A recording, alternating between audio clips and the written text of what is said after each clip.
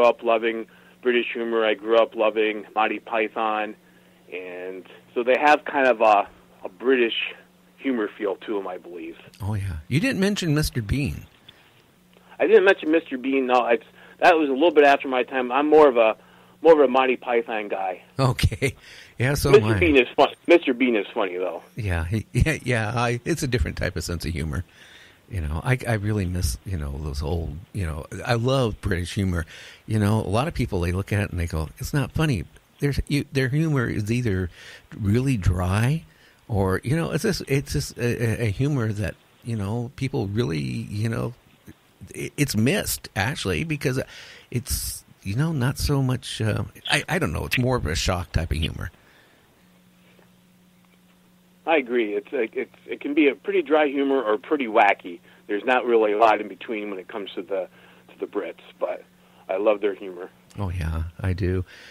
Wow, boy, your books now I take it they're not a hardback. They're a soft. They're not a hardback. They're a soft cover, and like right now they're only in English. I'm actually looking into. It might be some time. I'm actually looking into doing maybe a translation into another language, maybe French or German or Spanish. I'm not sure which yet. My wife is bilingual. She was going to be a French teacher before we started the bookstore, so we might do one in French. Oh wow! I'm surprised you haven't had any major publishers come up to you after, you know, that's been on the street and say, hey, you know, we want you to start writing a series, you know, for us, not for you. I might at some time, but that's one of the things, like you said, is like the nice thing about this is I get to do it my way. And actually, I had when I did Hobo Finds a Home, I actually had a small publisher pick it up, and that was great. But one of the problems and the advantages of self-publishing is I had a small publisher pick it up, and he wanted to make changes because when I did Hobo Finds a Home, I did like the joke was that. It's a memoir with meow. So I always joke that the hobo wrote the book and he told it to me, and I had to help him write it because cats are great storytellers, but they're terrible spellers. And my cat Hobo, he was a polydactyl. That's a cat with an extra thumb. Uh-huh. And a cat with an extra thumb is quite often called a Hemingway because the author Hemingway, several of his cats, he was well known for having cats. And when he lived in the Florida Keys, several of his cats were polydactyls. So a cat who has an extra toe is sometimes called a Hemingway. Now, so of course, with such a rich literary tradition, Hobo had to write his own book. So so that was like a very childlike drawings. But when the publisher picked it up, they wanted the drawings a little bit more cartoony, and it was fine. I liked how it looked, but it wasn't the look I was looking for. And then that publisher, we sold some, and that was great, but that publisher went out of business. So I got my rights back. But sometimes that happens with a small press, or it can happen even these days with a larger press. Oh yeah. And I actually went back to the original because that's what I wanted. And when I picked up when the new book picked up, I still had several copies of the old Hobo. And I would put them side by side, and actually, people, enjoyed the more childlike drawings than they did of the cartoony ones. So, if it's your book, you probably know what you want. Like another thing that I want to make sure to tell people, if they want to do their own book and they self-publish, you still need to take all the steps that, quote, a bigger author takes. And what I mean by that is I write the books, but I have them edited.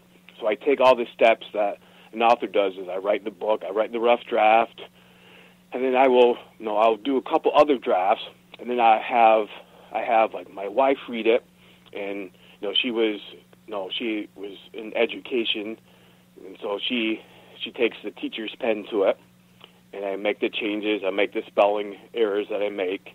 And that's another thing. If you feel like writing a book, but you're like, I'm not a good speller, or I'm not right. I mean, go ahead and write it. You can always fix it after you have that rough draft. The most important thing to do, you can't revise something you don't have. Right. So So I got done with this rough draft, and there's parts of it I like, and there's parts of it I don't like. But that's what the revisions are for. Oh, yeah.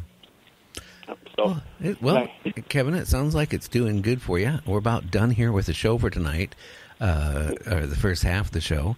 I do want, again, go ahead and tell everybody again where they can find your book. I think, guys, it would be a good read for you. If you got young kids or grandkids, you need to get a series of these books. I'm telling you. These kids are loving these books, and it's really doing my heart good. You can buy them. You can buy signed, personalized copies at wellsborobookstore.com, and that's the website. It's secure. I also have copies in stock, and I can do a signed. I can even, if you put the note in, I can personalize it to your child or the child that you're buying it for. And of course, you can buy anywhere that books are. So I mean, you can go to Walmart.com, like wherever you buy your books. You can go to Amazon.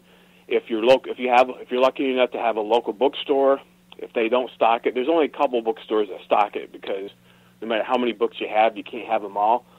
So they can order it for you. You can go on Amazon.com and you can just put Totally Ninja Raccoons in, and they'll come up. There are 7 to choose from.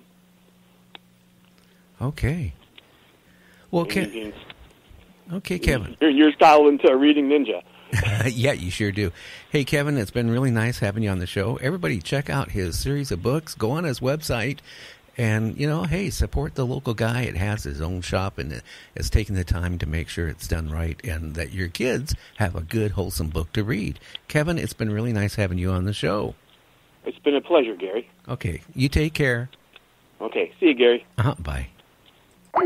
Well, everybody, hey, we're going to be back on the air in about 10 minutes with Daniel Johnson. So till then, I'm going to play a little bit of music, sign off, and you'll hear like one of the older shows for a few minutes. And then at 8:05 tonight, Pacific West Coast time, April the 8th, we'll be back on with the second half of the show. So what can I say? Enjoy the shows tonight.